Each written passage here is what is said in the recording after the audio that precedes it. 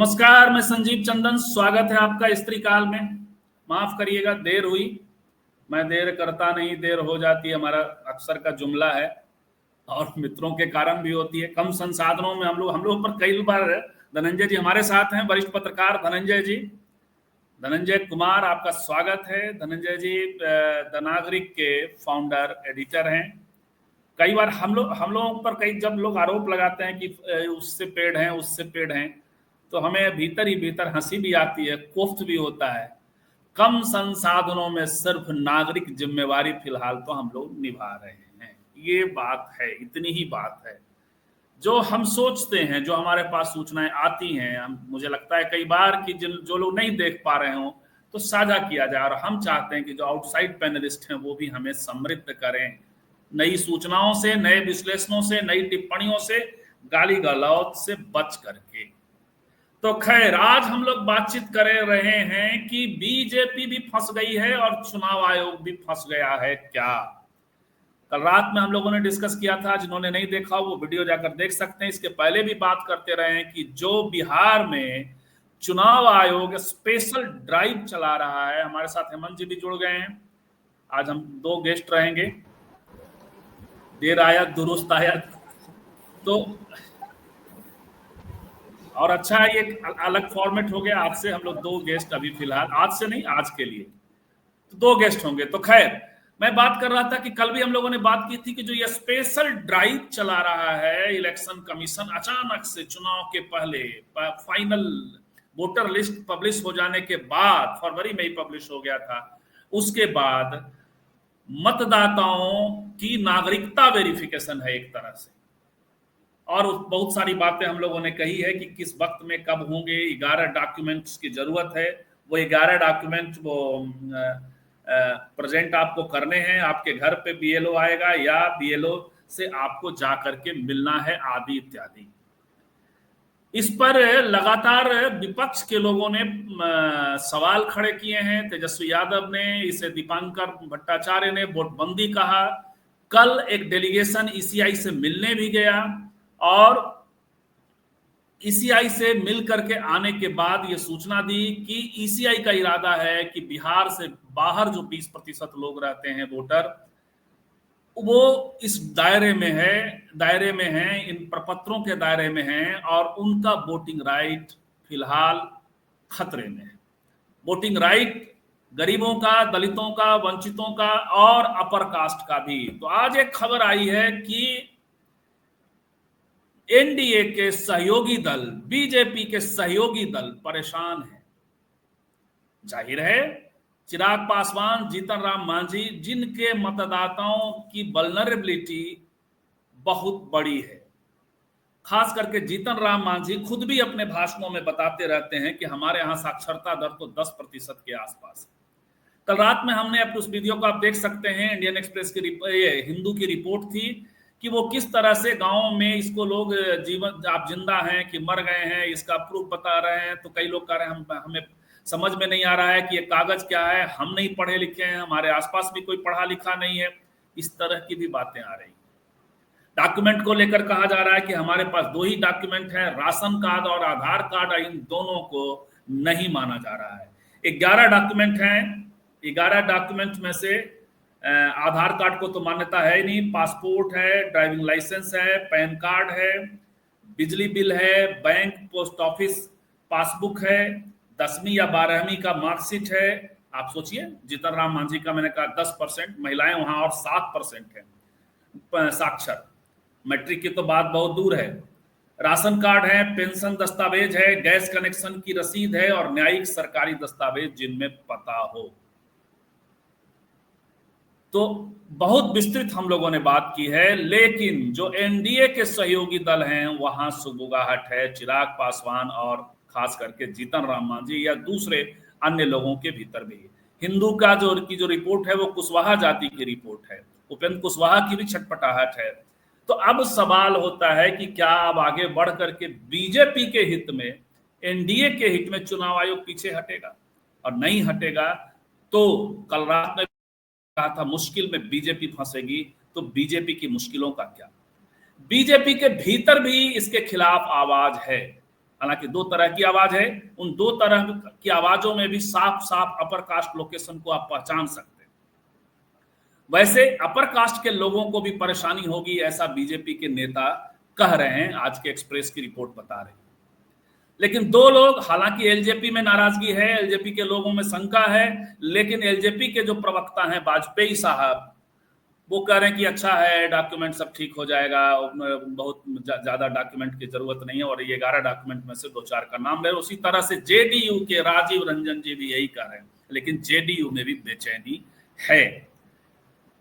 सवाल यही है कि आप इतने शॉर्ट टाइम में इतनी बड़ी मतदाता संख्या को आप कैसे स्क्रूटनी करेंगे, और आपका इरादा इंक्लूजन की जगह एक्सक्लूजन होगा तो मुश्किल तो होगी ही।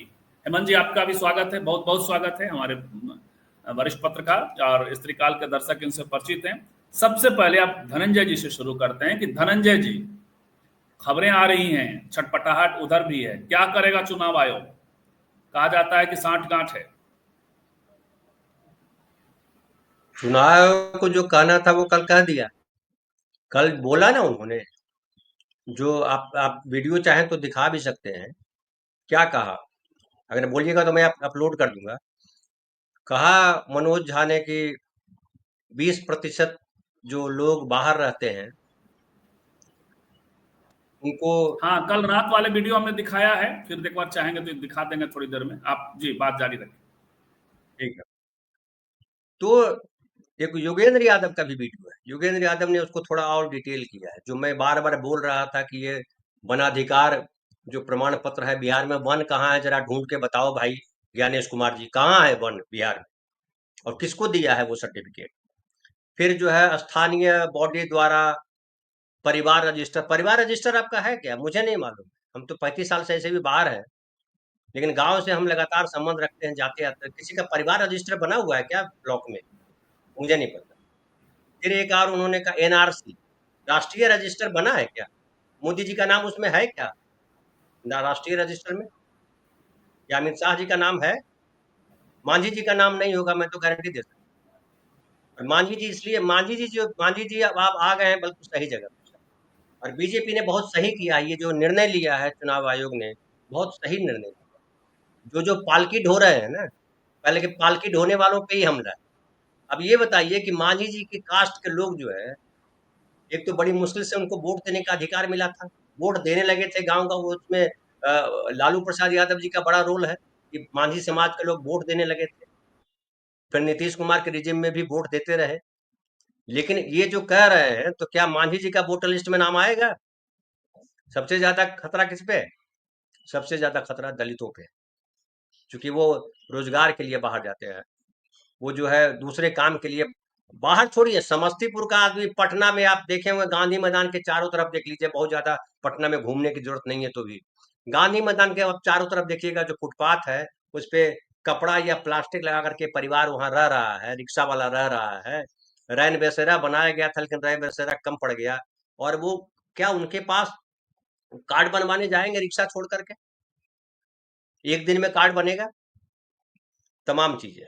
तो सबसे बड़ी मार जो है वो खाली उन पे नहीं है जिसको 20% जो बाहर रह रहे हैं, पलायन कर चुके हैं। वो गुजरात में रह रहे हैं, सूरत में रह रहे हैं, वो दिल्ली में रह रहे हैं, कहीं और रह रहे हैं, रोजगार की तलाश में गए हैं। उनका भी है जो अपना गांव छोड़ करके आ गए हैं, पटना, समस्तीपुर, बिहार शरीफ, अपने डिस्ट्रिक्ट हेडक्वार्टर। उनके साथ भी संकट है। और उनके साथ भी संकट है जिनके पास घर नहीं है। मैं ढेर सारे लोगों को जानता हूं जिनके पास घर नहीं, घर ही नहीं है। वो कहीं सड़क पे रहता है झुग्गी बना करके। गर्म गर्म ये जो सर्वे का काम चल रहा है, जमीन सर्वे का काम बहुत जरूरी काम था, लेकिन ये क्यों चल रहा है? ये चल रहा है आपको चिन्हित करने के लिए। तो तमाम तरीके के हथकंडे जो हो सकते हैं आपको वोटिंग राइट से या देश का सही नागरिक बनने से, जो बाबा साहब ने नागरिक बनाया था, सबको बराबर नागरिक बनाया था, उससे हटाने की साजिश है। नहीं समझ और में आ रही है। मांझी जी बड़ा कई बार बार वोटिंग राइट की बात करते रहे, सबसे ज्यादा उनका मतदाता हो, इसीलिए वो चिंतित हैं।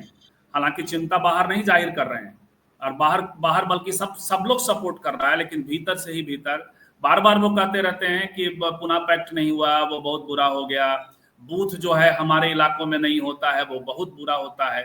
इतने सजग आदमी और आप की ही सरकार के साठ गांठ का तो बात तो जाती है, क्योंकि अचानक से ईसीआई पे बहुत सारी उंगलियां उठ रही हैं धनंजय जी, नहीं तो संदीप मुश्किल तो भाई, इनको अब होगी। तो इस बात पे भी सवाल उठना चाहिए कि क्या फिजिकली नरेंद्र मोदी बनारस के विधानसभा या लोकसभा सीट में उनका नाम है वोटर लिस्ट में? नहीं है तो चुनाव कैसे लड़ रहे हैं?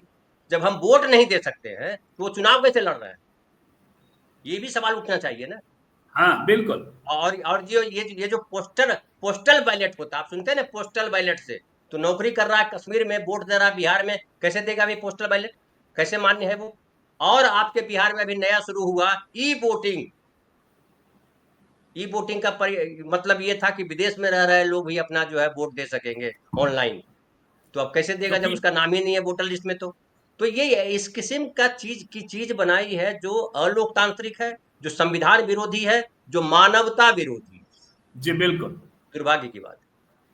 जी हेमंत जी, बेसिक सवाल ये है कि आज जो खबर आ रही है वो है एनडीए के भीतर बेचैनी। हमारा सवाल यह है कि इससे मुश्किल चुनाव आयोग के सामने ये है, आगे कुआं पीछे खाई। इसको वापस लेता है बिना किसी आदेश के, मैंने हाईकोर्ट के बिना आदेश के, तो ये होगा कि ये बीजेपी के साथ मिलकर काम कर रहे थे। अब एनडीए के लोगों की बेचैनी बढ़ी तो ये पीछे हट गए, और बनाए रखते हैं तो बीजेपी को मुश्किल होगी। हेमंत साहब। जी धन्यवाद। मुझे लगता है कि मुश्किल तो पूरे देश के लोगों के लिए है, और उसमें बीजेपी भी शामिल है, क्योंकि यह जो पूरी जो कार्रवाई है ये बिहार तक ही सीमित नहीं रहने वाली है, आगे भी यह कार्रवाई बढ़ेगी। तो जो भविष्य है वो उसमें सब लोगों को नजर आ रहा है कि उसमें सब बारी बारी से सब पर ये डंडा चलने वाला है। तो जाहिर सी बात है कि जब नागरिकों के खिलाफ एक तरह से नागरिकों को अनागरिक बनाने का जो अभियान चलाया जा रहा है, उस अभियान में क्या बीजेपी समर्थक, क्या जेडीयू समर्थक, सब पर ये गाज गिरने वाली है। लेकिन उसमें ये है कि ये माना जाता है कि जो बीजेपी का जो समर्थक आधार है वो उसमें अपरकास्ट समूह की बहुलता है, उसमें पढ़े लिखे लोग ज्यादा हैं। उसके बावजूद भी ये थोड़ा बहुत उनको तो जो भी हो नुकसान तो होना ही है, लेकिन एक परसेप्शन का जो नुकसान होता है वो बहुत बड़ा नुकसान है। वो संख्या बल से ज्यादा बड़ा नुकसान होता है कि जब आपके बारे में ये परसेप्शन जाने लगे कि आप जनता के खिलाफ खड़े हैं, आप जनता के खिलाफ लड़ाई आपने छेड़ दी है, आप जनता के खिलाफ अभियान चला रहे हैं। अभी मैं सवेरे जहाँ से मैं किराना का सामान लेता हूँ उस किराने के दुकानदार के पास जब मैं गया तो वो दोनों पति पत्नी एक व्यक्ति से वो बात कर रहे थे कि अब हम लोग का वोटर आई कार्ड कैसे बनेगा, वोटर लिस्ट में नाम कैसे आएगा, क्योंकि जो कागज मांगा जा रहा है वो तो हमारे पास है ही नहीं। वह जो दोनों पति पत्नी हैं वो संपन्न व्यक्ति हैं, वो कमजोर आर्थिक पृष्ठभूमि के नहीं है, और जो सज्जन उनको समझाने वाले थे उनको मुझे लगा कि शायद वो भाजपा समर्थक ही रहे होंगे। तो जो उनका जो पहला जो तर्क था वो उसको बता रहे थे कि अरे वो ऑनलाइन भर दो, 15 दिन के भीतर में बीरो तो को किसी न किसी तरह आपके पास आना ही है, उसमें चिंता करने की जरूरत नहीं है। तो मैं जब पहुंचा और मैं उनकी बात सुन रहा था, मैंने थोड़ा व्यंग्य में कहा कि अरे कोई चिंता मत कीजिए, वोट देने से क्या होता है, वोट आपका चला जाएगा, कोई दिक्कत नहीं है, मोदी जी तो है ही, सब कुछ देख लेंगे, वो आप वोटर रहिए नहीं रहिए कोई अंतर नहीं पड़ता। उसके बाद वो सज्जन चुप हो गए। लेकिन बाद में जो उसी बातचीत के दरमियान तो दूसरे 2-4 लोग जो आए, जो सामान लेने के लिए आए थे, वो भी ठीक ठाक लग रहे थे। वो लगता था मुझे कि सरकारी नौकरी करने वाले लोग रहे होंगे। उन लोगों ने कहा कि ये अब बताइए कि ये सही है कि गलत है। मैंने कहा कि मैं तो इसको बिल्कुल गलत मानता हूँ। बोला कि हम लोग भी इसको गलत मान रहे हैं कि ये क्या तरीका है कि आप लोगों को एक झटके में कह रहे हैं कि कोई न आधार कार्ड को मान्य समझ रहे हैं, न राशन कार्ड को समझ रहे हैं, और सीधे कह रहे हैं कि ऐसा ऐसा डॉक्यूमेंट मांग रहे हैं जो हमारे पास भी नहीं है। वो बोले कि हम मेरे पास घर द्वार सब कुछ है, लेकिन मेरे पिता का ये जन्म प्रमाण पत्र में हम नहीं दे पाएंगे। तो ये जो कहा सर इसके जवाब में ये कहा गया है कि कोई भी डॉक्यूमेंट चाहिए, और जो राजीव रंजन का बयान है वो ये है जेडीयू से कि मैट्रिक का प्रमाण पत्र, जाति प्रमाण पत्र, कुछ ना कुछ तो लोगों के पास है ही। लेकिन मेरा कुछ सवाल ना ये कुछ है, लोगों के पास है तो आधार कार्ड है, और वो क्या ये राशन कार्ड है वो क्यों नहीं है, वो कोई लिस्ट में क्यों नहीं है? आधार हाँ, कार्ड और राशन कार्ड नहीं है। इस वक्त क्यों कर रहे हैं? बरसात के टाइम में कई बार आधार कार्ड राशन कार्ड भी हम, आप जानते हैं सर कि पैन कार्ड, इसमें पैन कार्ड डाला हुआ है। बैंक, कई लोगों के बैंक अकाउंट अभी भी नहीं है। एक मतदाता का भी आप वोटिंग राइट छीनते हैं, तो ये सवाल है लोकतंत्र। हेमंत सर देखिए, ये नागरिक जो देखने से लगता है कि आप नागरिकता का प्रमाण पत्र लोगों से मांग रहे हैं, तो ये जो अब तक अपने देश में जो वोटर के लिए, जो वोटर बनने के लिए जो शर्तें हैं, वो नागरिकता की शर्तों के आधार पर नहीं है वो। तो उसके आधार पर आप जो कुछ कर रहे हैं, जिस तरह के डॉक्यूमेंट मांग रहे हैं, लग रहा है कि आप एनआरसी करवा रहे हैं। उससे भी जो महत्वपूर्ण बात यह है कि ठीक है, आप जो कुछ भी करवा रहे हैं, जो चुनाव आयोग का अधिकार क्षेत्र है, लेकिन सबसे पहली बात यह है कि जो विशेष गहन पुनरीक्षण का जो काम है वो इस देश में होता रहा है। लेकिन होता रहा है तो क्या इन शर्तों पर होता रहा है जो शर्तें आप लगा रहे हैं? दूसरा कि क्या वही टाइम फ्रेम रहा है जो टाइम फ्रेम में आप 25 दिनों में लोगों से मांग रहे हैं? आप 2003 में कारण गिनवा रहे हैं उसमें आप बता रहे हैं, जिस तरह का कारण आप गिनवा रहे हैं उसमें ये बताया जा रहा है कि जो 25 एक जो क्यों करवाया जा रहा है ये विशेष गहन पुनरीक्षण, तो उसमें कारण यह गिनाया जा रहा है कि ये जो देश में बड़े पैमाने पर शहरीकरण की वजह से जो एक तरह से लोग ये विस्थापित हुए हैं, यहाँ से वहाँ गए हैं, तो वो महत्वपूर्ण है कि ताकि लोगों को लोकेट किया जाए कि एग्जैक्टली वो कहाँ हैं और उसके आधार पर उनको वोटर बनाया जाए। दूसरा कि जो डेटा है वो अपडेट नहीं हो रहा है, उसका अद्यतीकरण करना है, अपडेशन करना है। तो एक तो ये, और अंतिम जो उसमें कारण है जो इनकी मंशा को दर्शाता है, उसमें बताया जा रहा है कि बहुत सारे अवैध और घुसपैठिए लोग वोटर बन गए। अब बताइए कि इतना बड़ा आपने ये बीमारी को डायग्नोस किया है, इतनी बड़ी बीमारी डायग्नोस किया है आपने, तो उस बीमारी हेमंत सर, हम लोग जो अभी तक फॉर्मूलों पे बात करते हैं ना, उससे ज्यादा बड़ी, देखिए अनुमान भूल जाते हैं। जिनको ये टारगेट हमेशा करते, योगी ने किया सीधे, वो सबके सामने है। लेकिन बात तो अब ये आ रही है, और एक बात और कि ये 2003 में जब हुआ था तो उसके 12 महीने बाद बताया जा रहा है कि लोकसभा का इलेक्शन था, और 2 साल बाद कोई भी विधानसभा का इलेक्शन था। लेकिन आपने तो वोटर लिस्ट पब्लिश होने के बाद बिहार में 2-3 महीने बाद चुनाव है और आपने ये शुरू कर दिया है। लेकिन बात मुसलमानों का या कथित घुसपैठियों का नहीं है, बात है कि क्या कितने पासवान जो गरीब और जो बहुत पढ़े लिखे भी नहीं है, जाति प्रमाण पत्र तो तब बनाइएगा जब नौकरी के लिए आप जाते हैं। तो चिराग पासवान के जो मतदाता हैं, कितने लोगों के पास होगा? अपर कास्ट, इसी आज इंडियन एक्सप्रेस के रिपोर्ट में ही ये बीजेपी के ही नाम ना बताने के शर्त पे शायद किसी नेता ने कहा कि अपर कास्ट के पास भी संकट होने वाला। सबके पास डॉक्यूमेंट थोड़ा ही है, और सब लोग इतने सचेत तरीके से थोड़े ही रखने वाले, या जो बाढ़ प्रभावित लोग हैं, क्या वो उधर अपर कास्ट नहीं है? हेमंत सर, बीजेपी के भी वोटर प्रभावित होंगे। हम जो बता रहे थे, मेरा कहने का मकसद ये था कि आप जिस बड़ी बीमारी को डायग्नोस कर रहे हैं, जो आपके अनुसार की ये बीमारी है, उसके इलाज के लिए जिस तरह का उपाय आप कर रहे हैं, तो वो तो अपने आप में लग रहा है कि ये फर्जीवाड़ा हो रहा है कि जब इतनी गंभीर बीमारी थी तो ये डिटेक्ट कैसे हो गई अचानक? ये जो अभी जो रेगुलर जो रिवीजन होता है, वोटर लिस्ट का अपडेशन होता है, उसमें तो बात नहीं आई, अचानक आपको समझ में आ गया, और जब चुनाव 3 महीना पहले टाइम बचा हुआ है उसका, तब आप इसको लेकर के आ रहे हैं। तो इससे इनकी मंशा पर सवाल उठता है। वो जो हम बता रहे थे उसके जरिए इनकी मंशा को समझा जा सकता है। क्या हिज मास्टर वॉइस के रूप में के काम कर रहा है चुनाव आयोग, यानी कि जो मालिक कह रहे हैं उसी को वो सुन रहा है। तो जो हिज मास्टर वॉइस के आधार पर आप जब काम करेंगे तो साफ साफ ये समझ में बात आएगी कि आप लोगों को अनागरिक और उनको उनकी वोटबंदी करने के लिए आप कोई कैंपेन चला रहे हैं। क्योंकि जो रवैया है, कल जिस तरह से विपक्ष के लोग मिलने के लिए गए, वहां उन लोगों को मीटिंग में बैठने के सवाल पर जिस तरह का एरोगेंसी दिखाई गई चुनाव आयोग की तरफ से, वो लगता है कि आप चीजों को सॉल्व करने के बदले में उसको कॉम्प्लिकेटेड बनाना चाहते हैं और जो उसमें स्टेक होल्डर हैं उन स्टेक होल्डर को एक तरह से अपमानित करना चाहते हैं, उनको दुत्कारना चाहते हैं।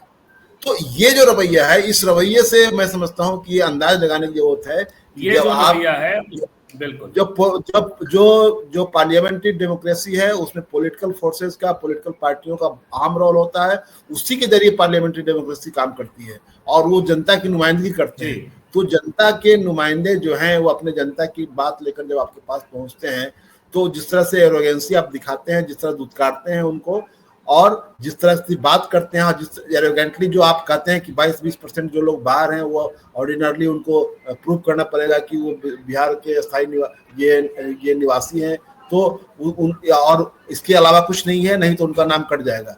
तो जो ये समझ नहीं रहा है कि बिहार से इतने बड़ी तादाद में लगभग 2 करोड़ के आसपास में लोग बाहर काम करने के लिए गए हुए हैं, उसमें से कुछ लोग 6 महीने के लिए जाते हैं, कुछ साल भर के लिए जाते हैं, लौट करके आते हैं, बीच में आते हैं, फिर चले जाते हैं, छठ में आते हैं, पर्व त्योहार में, शादी विवाह में आते हैं।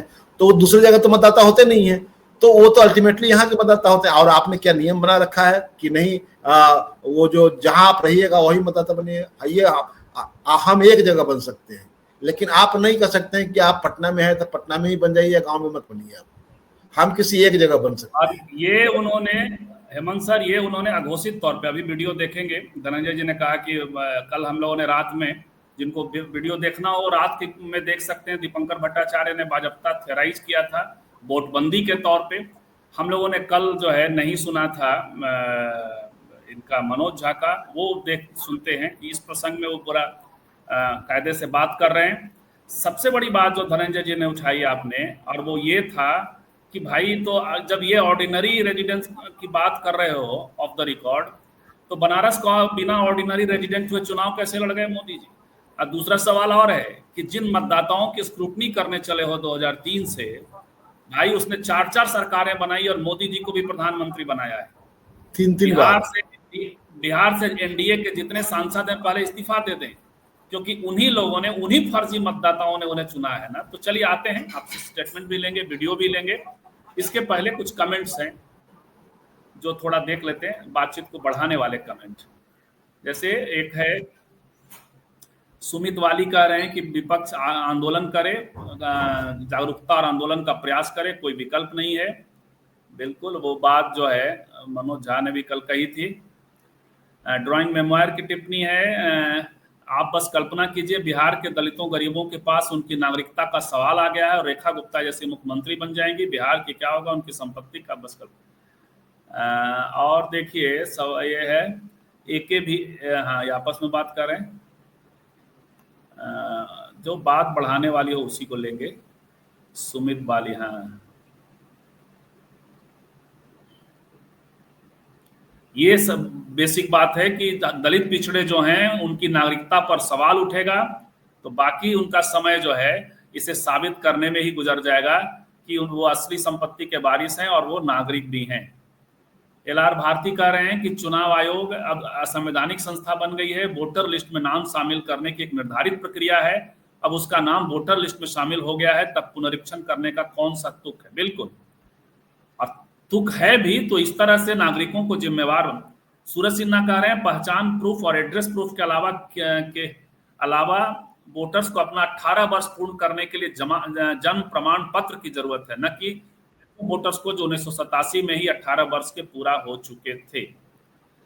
3-4 डेट के कंफ्यूजन है, और वो जन्म प्रमाण पत्र तो मतलब मैक्सिमम लोगों के पास जन्म प्रमाण पत्र नहीं है। देखिए वो मैं रिपोर्ट लेकर बैठा नहीं अभी, माफ करिएगा, ये भूल गया था कि मुझे इस पर भी बात करनी पड़ जाएगी। बेसिक है कि मुश्किल से लाखों लोग ऐसे हैं जो 2004 के भी बाद पैदा हुए हैं, लेकिन उनका अपना कोई जन्म प्रमाण पत्र नहीं है। उनके लिए मुश्किल पैदा होने वाली है। फिर वो अपने पिता का जन्म प्रमाण पत्र खोजेंगे या मैट्रिकुलेशन का सर्टिफिकेट खोजेंगे। इस तरह की चीजें होने वाली है, तो परेशानी तो बढ़नी ही बढ़नी है। अजय मिश्रा कह रहे हैं कि कुछ नहीं होगा, चुनाव आयोग जल्द ही अपने आकाओं की बात मानेगा, बहुत जल्दी हथियार डाल देगा, उससे पता है कि इस बार गलत जगह हाथ डाला है। यही है, आगे कुआं पीछे खाई। सूरज जी का कहना है कि अभियान इंक्लूजन का नहीं एक्सक्लूजन का है, जो किसी भी आधार से जस्टिफाइड नहीं हुआ। आयोग ऐसा बेतुका शर्त कैसे लगाएगा, समझ से परे है। यही बात मनोज झा कह रहे हैं। जरा सा देखते हैं।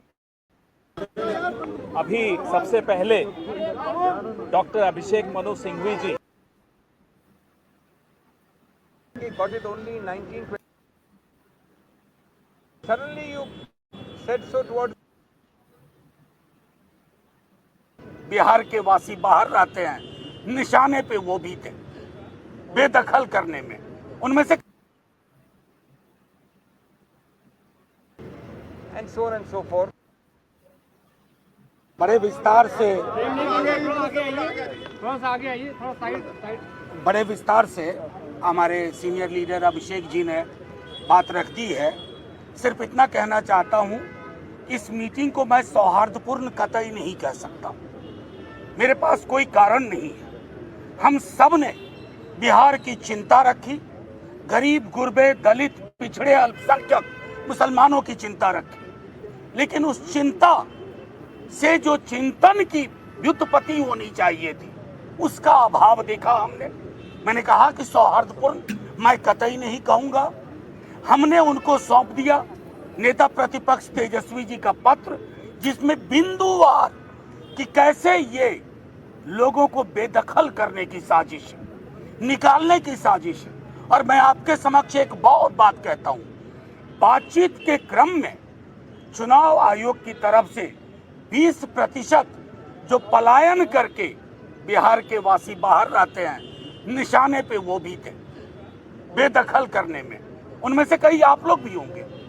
अगर किसी एक्सरसाइज का पर्पस इंक्लूजन के बदले एक्सक्लूजन हो जाए तो हम क्या ही कहें। हमने अपनी तमाम चिंताएं रखी मौसम को लेकर के। पहला सवाल जिसका जवाब नहीं है उनके पास कि जो चीज 22 बरस नहीं हुई उसको फिर से करने का रैशनल बताइए। कुछ नहीं, कोई जवाब नहीं। आपके कर्मचारी इक्विप्ड हैं, कोई जवाब नहीं। अगर दिक्कत आएगी 1 महीने के अंदर, क्या होगा? एलिजिबिलिटी को मार्क करने के जो आपके तरीके हैं, वो अधिकांश लोगों के पास वो 11 दस्तावेज नहीं है। हम उनकी बात कर रहे हैं जिनके पास एक अलग से सूटकेस नहीं होता है दस्तावेज रखने का। जो गरीब गुरबा मौसम भी झेल रहा है, एक तरफ सुखाड़, एक तरफ बाढ़, और इसी प्रक्रिया में 1 महीने के अंदर सब होना है। हमने माननीय चुनाव आयोग से कह दिया, अगर आपकी मंशा एक व्यापक पैमाने पर करोड़ों लाखों लोगों को बेदखल करने की है, तो ये कहानी यही नहीं रुकेगी। सैलाब सड़कों पर भी होगा, क्योंकि सबसे महत्वपूर्ण राइट है राइट टू वोट, और 1 वोट 1 वैल्यू। चाहे उद्योगपति हो या भूमिहीन किसान हो, अगर आप उसके साथ छेड़छाड़ कर रहे हैं, किसी के इशारे, किसी के इरादे, तो उसको खारिज करेंगे। नेता प्रतिपक्ष ने बिहार में भी कहा, चिट्ठी भी भेजी है। हमने एक एक दस्तावेज, अपनी चिंताएं अलग अलग साथियों ने जो न्यूज़पेपर्स में लिखा उनको सौंप दिया है। उम्मीद है कि माननीय चुनाव आयोग दीवार पे लिखी इबारत पढ़ेगा कि यह हिंदुस्तान के इतिहास में बेदखल करने की जो साजिश है लाखों लोगों को बिहार में, ये बिहार की अस्मिता का भी सवाल है। डाउटफुल वोटर ढूंढने निकले हो, कहां से? बिहार में। ये आपकी मंशा को दिखाता है। बाकी सारी बातें हमारे साथियों ने कही। दीपांकर जी, हम चुनाव आयोग को अपनी आपत्ति, आशंका और चिंताओं से अवगत कराने के लिए आए थे, और बिहार के लोगों को पता है कि इतना बड़ा डेलीगेशन आज चुनाव आयोग से मिलने गया है। इसलिए सबसे पहले आपके माध्यम से बिहार के मतदाताओं को मैं बता देना चाहूँगा कि चुनाव आयोग से मिलने के बाद, लंबी बातचीत के बाद हमारी आशंका और बढ़ गई है, हमारी चिंताएं और बढ़ गई है, क्योंकि हमारे किसी भी सवाल का कोई सेटिस्फैक्टरी रिप्लाई हमें चुनाव आयोग से बिल्कुल नहीं मिला। जो मनोज जी ने अभी बताया कि चुनाव आयोग ने आंकड़ा दिया कि 20% लोग बिहार से बाहर माइग्रेट करते हैं, और चुनाव आयोग ने अब ये कहा कि चुनाव में वोट डालने के लिए आपको ऑर्डिनरी रेसिडेंट होना पड़ेगा।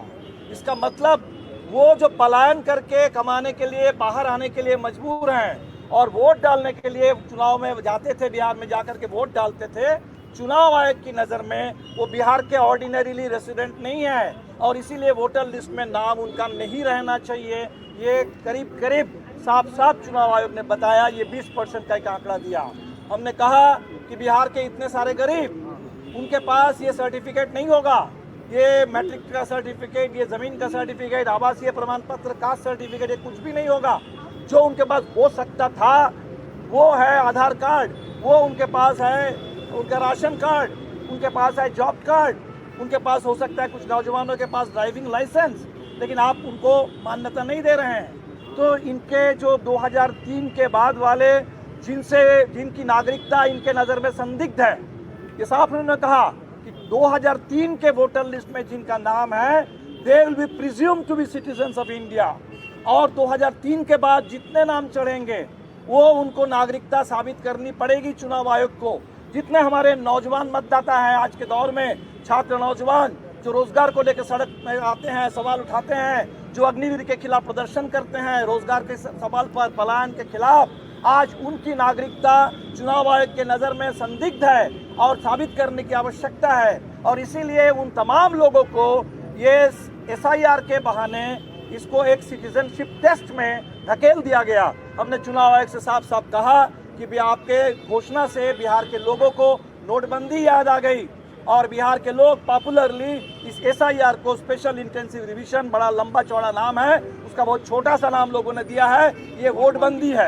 ये वोटबंदी है बिहार के लोगों के लिए, गरीबों के लिए, खासतौर पर प्रवासी मजदूरों के लिए, उन तमाम लोगों के लिए जिनके पास वो कागजात नहीं होते हैं, जिन कागजात के आधार पर अब चुनाव आयोग एलिजिबिलिटी तय करना चाहता है। इसलिए हम आपसे कहने के लिए बाध्य हैं कि हमारी चिंताएं और बढ़ गई हैं। और मोदी जी ने जैसे कहा था कि 1 साल के बाद कृषि कानून को वापस लेते हुए कि हमारी तपस्या में कोई कमी रह गई थी, हम किसानों को समझा नहीं पाए, तो हमें मोदी जी को ही एक तरह से कह देंगे कि भाई हमारी तपस्या में शायद कोई कमी है, बिहार के लोगों की तपस्या में कमी है कि चुनाव आयोग को हम लोग छोटी सी बात समझा नहीं पाए कि 1 महीने में, जुलाई महीने के अंदर, बरसात के महीने में 8 करोड़ मतदाताओं के पास आप बिल्कुल नहीं पहुंच सकते हैं। वो प्रवासी मजदूर जिनको आप कह रहे हैं कि उनको ऑर्डिनरी रेसिडेंट दिखाना होगा, वो नहीं दिखा सकते हैं। और इसका सीधा मतलब होगा लाखों करोड़ों की तादाद में लोग वोटर लिस्ट से बाहर हो जाएंगे, और वोटर लिस्ट से लोग बाहर हो जाएंगे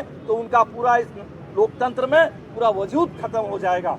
ये बात हम चुनाव आयोग को समझा नहीं पाए। ये मसला है सर, ये कायदे से अब, लेकिन ये जो बेचैनी है, ये जो सवाल है जो विपक्ष ने उठाया है, जनता इसको सीधे महसूस कर रही है। बहुत दिनों बाद नोटबंदी में क्या हुआ था ना धनंजय जी, कि हमारा तो जो है सो है, हम लाइन में लगे हैं, क्योंकि पैसों सेटअप, लाला जी का पैसा जा रहा है, ये दिमाग में लोगों को था, सामने वाला बहुत हमको, लेकिन यहाँ तो खुद की परेशानी है, हर किसी को परेशानी, और मताधिकार को लेके भारत की और बिहार की जनता खास करके बेहद चेतस है। तो ये सीधे नुकसान होने वाला है, इसलिए बेचैनी है एनडीए में। धनंजय जी देखिए, देश के जो नागरिक है ना, वो कई भाग में बटे हुए। एक तो आप जानते हैं कि 40% लोग जो है वो निरक्षर हैं। अभी डेटा आया है, उसमें बिहार के लिए कहा गया कि बिहार सबसे नीचे जो है आंध्र प्रदेश है, उसके ठीक ऊपर बिहार है। मिजोरम सबसे पहला स्टेट आया है जो सबसे ज़्यादा साक्षर है, केरल से आगे है मिजोरम। तो 74% के आसपास बिहार में जो है साक्षर है। तो 74% अगर है तो 36% निरक्षर है। 36% निरक्षर, उनको नागरिकता का मतलब समझ में आता है, लेकिन उनको मंदिर का मतलब, मस्जिद का मतलब, इस्लाम का मतलब, हिंदू का मतलब खूब समझ में आता है, बहुत बढ़िया जानते हैं। हाँ, हमको मंदिर के लिए वोट देना है, हमको मस्जिद के लिए वोट देना है। अब मंदिर मस्जिद में जाएंगे वो कीर्तन करने के लिए, वो आर्तनाद करेंगे कि प्रभु मेरा नाम कट गया है, अब मुझे राशन कार्ड से जो अनाज मिलता है वो नहीं मिलेगा। देखिए बाबा साहब ने दिया सबको, बिना मांगे दिया नागरिकता का अधिकार, जो सबसे बड़ा अधिकार है। सरकार चुनने का अधिकार, जो सबसे बड़ा अधिकार है। उसके बाद लंबे समय के बाद मिला right to food, right to education. अभी मनमोहन सिंह के सरकार में right to food, right to education, right to information. क्या इसकी कीमत हमने पहचानी? अन्ना ऐसे एक व्यक्ति आए, क्या गांधी, आंधी नहीं गांधी, क्या देश का दूसरा गांधी है, क्या क्या प्रचार किया, और पूरा देश का गटर मीडिया उसमें शामिल था। क्या हासिल हुआ? तो ये जो सवाल है नागरिकता वाला ने, बहुत गहन सवाल है, लेकिन उस गहन सवाल को एक और तरीके से समझना होगा। पढ़े लिखे लोग भी नहीं समझ पा रहे, ये दुर्भाग्य की बात है देश की। आपने थोड़ी देर पहले जो हेमंत जी से बात कर रहे थे उसमें कहा कि बहुत सारे सवर्ण लोग भी उसमें आएंगे जिनके पास प्रमाण पत्र नहीं होंगे, लेकिन सवर्णों के पास जो है वो पांडे जी, मिश्रा जी, सिन्हा जी, सिंह साहब, झा जी, वो जो सरनेम है ना, वो अपने आप में बहुत बड़ा सर्टिफिकेट है बीजेपी के शासनकाल में। लेकिन जब आएगा हेमंत कुमार, फलाना पासी, फलाना पासवान, फलाना रजक, तो वो जो है बैरियर का काम करेगा। एक तो ये। दूसरा, इसको ऐसे समझिए कि ये जो सारी चीजें हैं, और आज जो लग रहा है लोगों को कि अरे मेरा वोटर लिस्ट में नाम नहीं होगा तो क्या होगा और फिर क्या होगा, ये चुनाव आयोग को ये भी समझिए कि 2003 में पुनरीक्षण हुआ था। 2003 में किसकी सरकार थी देश में? भारत में किसकी सरकार थी? याद कीजिए। भारत में सरकार थी, उसमें अटल बिहारी वाजपेयी जी की सरकार थी 2003 में। और अभी किसकी सरकार है? नरेंद्र मोदी जी की सरकार है। 75 साल के इतिहास में यही 2 बार पुनरीक्षण करा रहे हैं, दोनों बार यही है। ये भी समझना होगा ये पुनरीक्षण क्यों करवाते हैं, मकसद क्या है इनका, किसको टारगेट करते हैं, कौन इनके टारगेट पे, आरएसएस के टारगेट पे कौन है आप? लेकिन अब आम आदमी की बात कर रहे हैं। आप कोरोना काल याद कीजिए, कोरोना काल में इतने लोग जो सड़क पे उतरे थे वो कौन थे? क्या हुआ, क्या फर्क पड़ा? फिर आप नोटबंदी की आपने बात कही। नहीं धनंजय जी, इस बार आम आदमी को फर्क पड़ेगा इस मामले में। हम ये नहीं कर रहे, हम तो कह रहे पढ़े, मैं गिना रहा हूँ, मैं नोटबंदी की बात में फिर वो अलग बात है। देखिए किसी भी चीज की इंतहा होती है। नोटबंदी में भी लोगों को लगा कि चलिए है, मृत्यु को भी लेकर के लोगों के मन में तरह तरह का एक दार्शनिक देश है। नहीं, मैं वो नहीं कह रहा हूँ। यहाँ तो लोग मर जाते हैं, लोग अरे वो, हाँ। नहीं, मैं वो नहीं कर रहा हूँ। मैं कह रहा हूँ नोटबंदी का आधार क्या था? नोटबंदी का आधार था कि बहुत सारा ब्लैक मनी है, सब है, लेकिन वो बाहर लेकिन इस देश ने, और खास करके जब नेताओं ने उसको पॉलिटिसाइज किया है, तो इस देश की जनता ने रिस्पॉन्ड किया है उनके अपने वोटिंग राइट को समझते। कि सुमित वाली आपको अच्छा एड्रेस कर रहे हैं। वो कह रहे हैं कि जो निरक्षर है धनंजय जी, उन्हें भी समझ में आता है कि नागरिकता खत्म तो 5 किलो राशन खत्म। किसी निरक्षर को आप आज पुराना 500 या 1000 का नोट नहीं पकड़ा सकते हैं। तो बहुत सारी बातें ऐसी हैं जो सीधे जाएंगी हेमंत सर, इसीलिए ये बेचैन है। चिराग पासवान के यहाँ जेडीयू से भी बेचैनी की खबर आ रही है, या बीजेपी के भीतर भी, और जीतन राम मांझी के यहाँ तो होना ही होना है। सबसे मार्जिन पे उनका वोटर है, उसकी दिक्कतें होने वाली। मुसलमान भूल जाइए, मैं तो मुसलमानों की बात ही नहीं कर रहा हूँ। हेमंत सर अनम्यूट कर रहा हूँ। देखिए सबसे बड़ी बात तो ये है कि ये हमेशा इस बात से परहेज करना चाहिए कि जुर्म बढ़ेगा तो लोगों को सबक मिल जाएगा। तो ये सही अप्रोच नहीं है। हम जुर्म जहां कहीं भी हो, जिस जहां से शुरू हो, वहीं से उसका विरोध होना चाहिए। हम जुर्म बढ़ा करके और लोगों को तंगो तबाह बर्बाद करके ये नहीं कहेंगे देखो अब तुम्हारे लिए जो हम कह रहे थे, चिता रहे थे, वही वो सही था और तुम हमारी बात नहीं मान रहे थे। वो समय सिद्ध करेगा, लेकिन हमारा फर्ज है कि जहां से जुर्म शुरू हुआ है, जिस वक्त शुरू हुआ है, उसी वक्त उसका विरोध होना चाहिए। हम इंतजार नहीं करेंगे जुर्म के तले लोग दब करके मर जाएं और तब बाद में उनको एहसास दिलाए कि हम तो कहते थे, तुम मानते नहीं थे। खैर देखिए इसको एक दूसरा पर्सपेक्टिव इसका ये है इसको देखने का कि देखिए यह जो बीजेपी है, ये बिल्कुल ही जो सोसाइटी का जो वह हिस्सा है जो परिवर्तन चाहता है, जो यथास्थिति को बदलना चाहता है, उसके खिलाफ है। ये यथास्थितिवादियों के साथ रहने वाली ताकतें हैं। तो इनका रिकॉर्ड क्या रहा है? ये एक समय ये लोगों को, गरीबों को, दलितों को, पिछड़ों को, अल्पसंख्यकों को, जो पूरा सोसाइटी का कमजोर हिस्सा है, उसको वोट डालने से रोकने के लिए गांव में ये उसके घर में घेरते थे। घर से निकल जाए तो टोले की चौहद्दी पर घेरते थे, टोला से निकल जाए तो गांव की चौहद्दी पर घेरते थे। अगर वहां से ज्यादा जुर्रत करे तो फिर इसके सीने में गोली उतार देते थे, इसके ऊपर हार्डवेयर हथियार से हमला करते थे। ये इनका रिकॉर्ड रहा है। तो ये असल में ये इनकी जो पूरा ये है, इनका इतिहास है, वो लोगों के वोटिंग राइट के खिलाफ रहा है। ये बिहार इसका गवाह है, पूरा बिहार इसका गवाह है कि जहां जहां बूथ लूट की घटनाएं होती थी, लोगों को मतदान केंद्र तक जाने से रोकने की घटनाएं होती थी, वोट डालने के जुर्म, कोट अनकोट में कह रहा हूं कि वोट डालने के जुर्म में लोगों की बस्तियों पर हमला होता था, उसको जलाया जाता था, महिलाओं से रेप होता था, बच्चों की हत्याएं होती थी और जनसंहार रचाए जाते थे। वो काम जो होता रहा है, उन कामों में बीजेपी की संलिप्तता रही है और खास करके जो भी सामंती सेनाएं थी उनके साथ वो रहे हैं। और उनका काम क्या रहा है कि उनका काम रहा है कि वोट देने से लोगों को रोकना, लोगों को ये बताना कि तुमने जुर्रत कैसे की वोट डालने की। जैसे वो यूपी में तुमने जुर्रत कैसे की भागवत कथा करने की, या अहिर और चमार होने के कारण। तो तुम अहिर चमार, तुम दुसाध पासी, धोबी, तुम गरेड़िया, तुम कुशवाहा अहिर, ये तुम वोट डालने के लिए हिम्मत कैसे कर रहे हो? ये जो है, ये इनके ट्रेडिशन का हिस्सा है। तो ये आज पहले ये अपने गुंडा वाहिनी से लोगों को रोकते थे, अपनी ताकत से रोकते थे, अपने मुंह, ये जिसको बलजोरी कहते हैं गांव में, बलजोरी करके रोकते थे, कि बल का प्रयोग करके रोकते थे। और अब ये, क्योंकि ये सत्ता में है, अब ये चुनाव आयोग के जरिए इसको रोकना चाहते हैं। ये है, वो लोग गाँव में लोगों को वोट डालने से रोकते रहे हैं, वो बीजेपी के साथ रहे हैं, बीजेपी उनके साथ नहीं।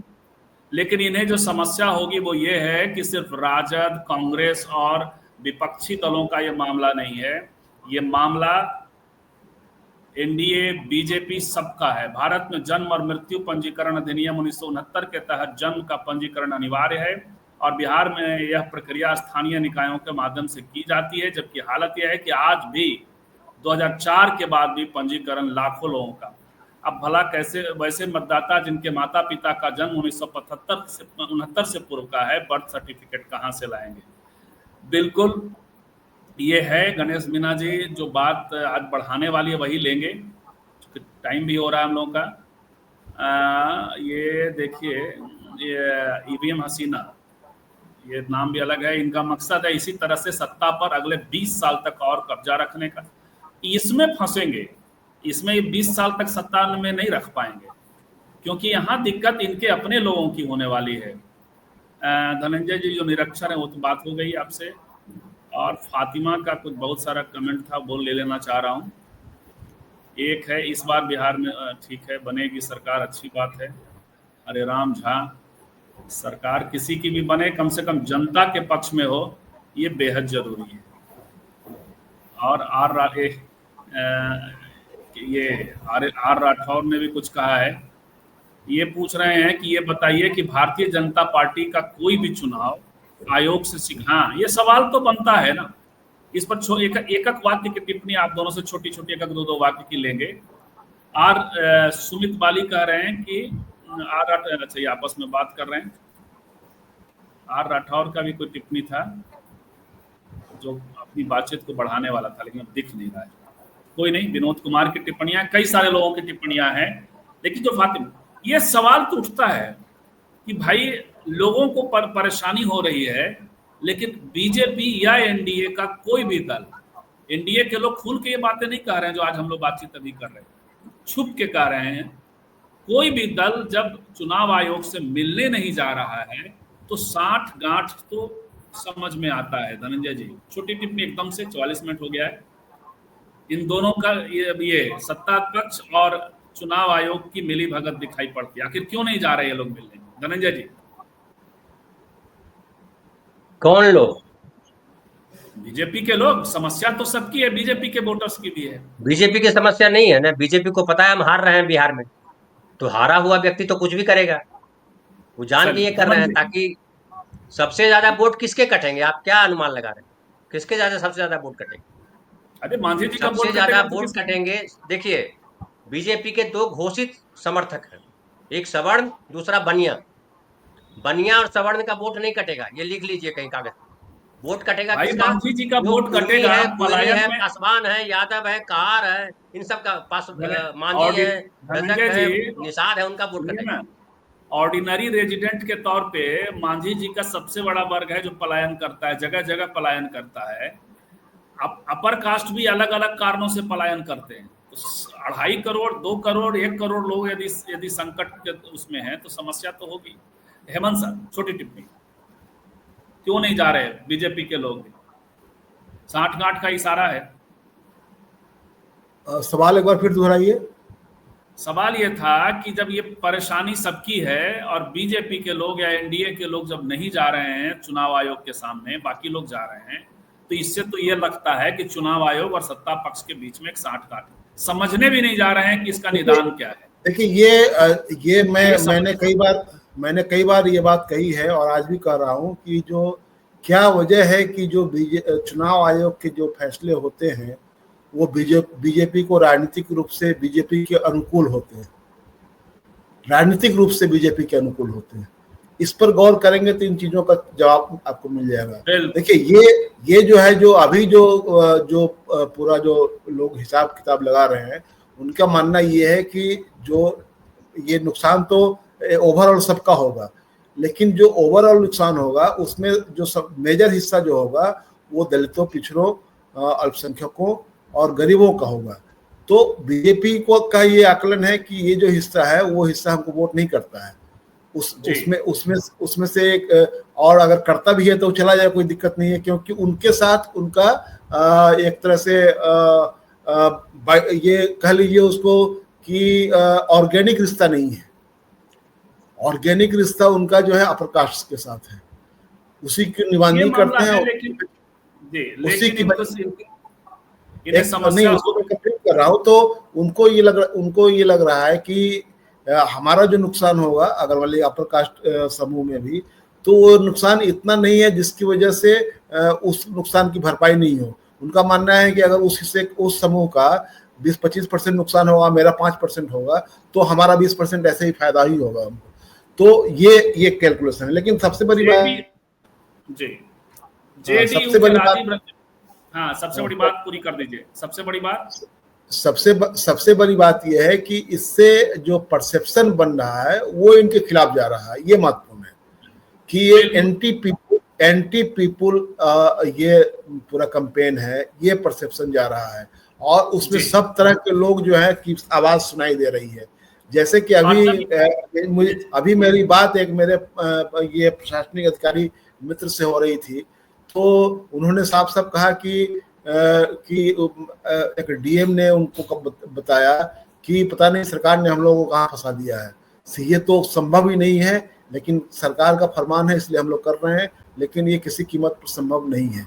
अब समझ लीजिए कि ये संभव क्यों नहीं है। ये अगर प्रशासनिक तंत्र में ये बातें जा रही है और उसके अलावा जो पूरा जो सोसाइटी का बड़ा हिस्सा है उसमें क्या पढ़ा लिखा, क्या दलित, क्या पिछड़ा, क्या अगरा, सब में ये परसेप्शन बन रहा है कि ये गलत निर्णय है। जो व्यक्ति, जो समूह इसके बाद भी बीजेपी चुनाव आएगा तो बीजेपी को वोट करेगा, लेकिन वो कह रहा है कि नहीं ये गलत है।